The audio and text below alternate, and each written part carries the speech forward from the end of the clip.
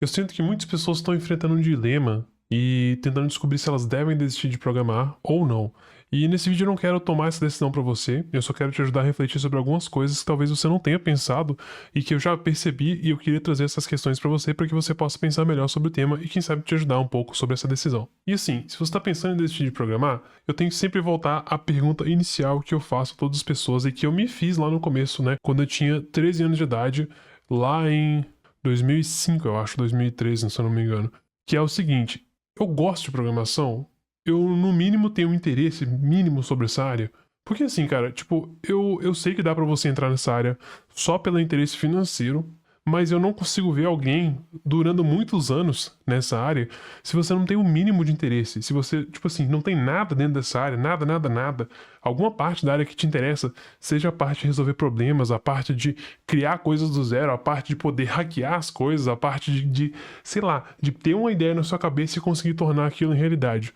Isso é uma coisa que sempre meio que me, assim, maravilhou, sabe? É uma coisa que, tipo, eu sempre pensei, cara, que poder incrível que eu tenho como ser humano de poder criar uma coisa do zero, de poder pegar uma coisa que tá na minha cabeça e tornar isso realidade, de criar um site, de fazer um algoritmo para resolver um probleminha meu. Tipo, isso pra mim sempre foi super interessante. Então, quando eu penso em desistir, ou quando eu penso em outras pessoas que estão entrando agora na área e estão pensando em desistir, o que tá fazendo essas pessoas desistirem? Será que elas que falta motivação? Será que falta gosto pela área? Será que elas entraram pelo motivo errado? Será que elas entraram só pelo dinheiro? Será que elas não têm nenhum interesse? E é uma coisa que eu sempre penso, né? O primeiro pensamento que eu tenho, né, para as pessoas que estão querendo desistir é, cara, o que te motivou a entrar nessa área? Então é uma questão que eu acho que você tem que pensar, né? Que é muito importante na minha opinião. Talvez seja uma das mais importantes. É que você tem que ter um interesse mínimo. Cara, tecnologia tem que ser uma coisa interessante pra você. Programar, sei lá, pode ser qualquer coisa que faça sentido pra você. Pra mim, por exemplo, foi porque eu queria hackear os jogos que eu jogava lá em 2005, jogos online. Então, assim, não tinha nada a ver com nem trabalhar na área naquela época. E mesmo assim, foi o suficiente pra me interessar pela área e querer aprender os detalhezinhos, os mínimos detalhes bobos, chatos pra algumas pessoas, mas pra mim são super interessantes. Então, assim, eu acho que esse é o ponto número um. Ponto número dois, eu acho que é uma questão que pega muita gente também, que é a questão de você tá na área certa. Porque pensa comigo, muitas pessoas entram nessa área, entram na programação, e elas nem fazem ideia que existem, tipo, trocentas áreas diferentes que você pode entrar. E eu até já fiz um vídeo aqui no canal que é sobre se você deve ser back-end ou front-end, vou deixar aqui nos cards pra você assistir, caso você tenha interesse, mas a verdade é que existem muitas áreas além do front-end e o back-end. Só que eu acredito que essas são as áreas que mais contratam hoje, então se você pretende entrar na área para trabalhar, eu acredito que você tem que primeiro decidir se você tem mais perfil de back-end ou de front-end, tá? Eu não vou entrar em detalhes das outras áreas que existem hoje, mas eu acredito que você vai encaixar um desses perfis, porque, resumidamente, você tem o perfil mais lógico e o perfil mais criativo, tá? E tem as pessoas que misturam os dois.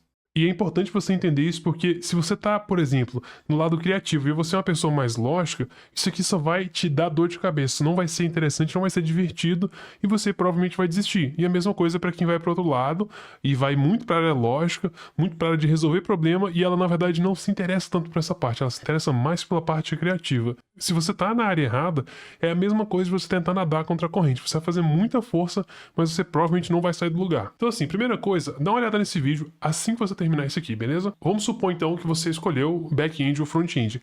A outra coisa que eu vejo fazer várias pessoas desistirem é elas começarem lá pelo final da jornada. O cara nem sabe o básico, já tá tentando fazer algo super complexo. Então assim, na minha opinião, se você tá começando agora, cara, você tem que saber algo chamado de lógica de programação. E lógica de programação não faz diferença se você vai pro back-end ou front-end. Você tem que ser capaz de pensar logicamente, estruturar o seu pensamento de uma forma que você consiga pensar em passos sequenciais e que você consiga encontrar um problema e a partir de observar aquele problema e analisar ele criticamente, você ser capaz de criar uma solução e futuramente implementar essa solução usando código. Basicamente, essa é a utilidade da lógica de programação. Inclusive, eu tenho um curso gratuito, 100% gratuito para vocês aqui, que eu já gravei aqui no canal. Eu também vou deixar aqui na descrição o link para esse vídeo. Se você quiser assistir, recomendo muito que você assista ele. Se você está começando agora, e mesmo se você já começou lá pelo final, né, volta pro início, porque é como se você estivesse andando na neve, com o pé descalço versus andando na neve com aqueles pés que são prontos para você andar na neve. Vai ser muito mais fácil se você tem o equipamento e a preparação certa.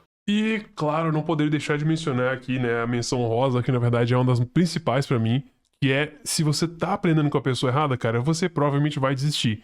Eu, por exemplo, desisti da matemática de forma geral por mais ou menos aí, ou até o oitavo ano, oitava série na época, né? Porque assim, eu só tinha pegado professor ruim, só o cara que tava na área, tipo, 20, 30 anos, o cara não aguentava mais ensinar e nunca teve que inovar, porque ele dava. Eu nunca fui de família rica, né? Então eu sempre estudei em escola pública. E escola pública, normalmente tem uns professores horríveis, os caras já estão lá há trocentos anos só repetindo o que tá no livro, já tá cansado de ensinar.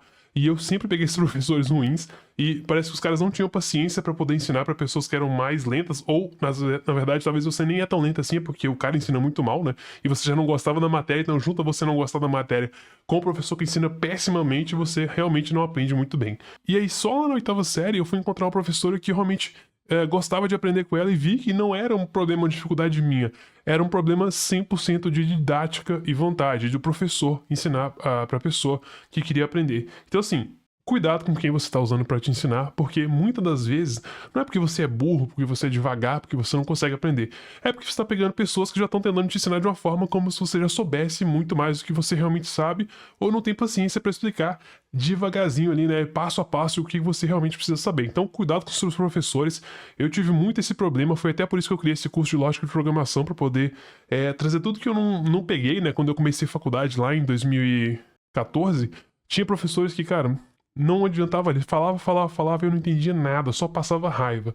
Então, assim, aprendi com muitos professores na gringa, gravei esse curso gratuito pro YouTube e disponibilizei para todo mundo, para que qualquer pessoa possa começar na área sem ter essa dificuldade, essas barreiras de professores ruins. Eu espero que você goste, inclusive, né? Uma coisa que eu vejo que fazem muitas pessoas desistindo também é o cara tentar construir um castelo inteiro se ele nem sabe fazer um castelinho de areia ali na areia.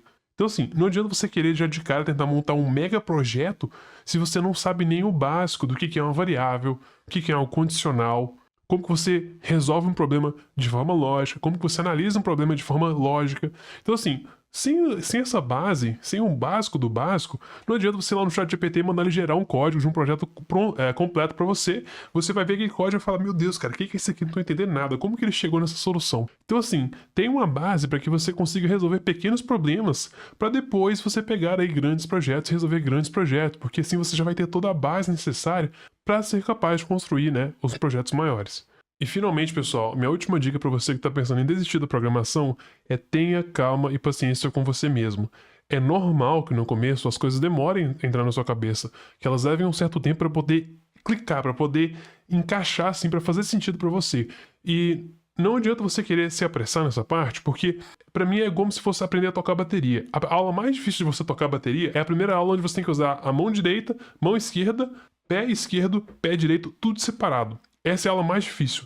Depois que você pegou essa primeira aula, o resto fica mais fácil. E a mesma coisa na programação.